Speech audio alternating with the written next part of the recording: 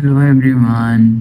Today in this video we will discuss how to install Microsoft Edge on Samsung Galaxy A57. Let's start the video. First of all, go to App Library. Here click on Play Store app. After click on Play Store app and click on search and click on keyboard and search Microsoft Edge.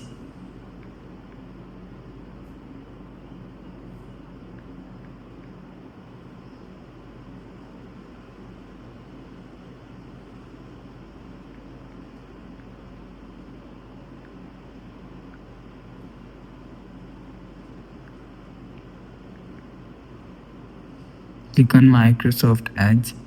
If you want to install Microsoft Edge, so click on install.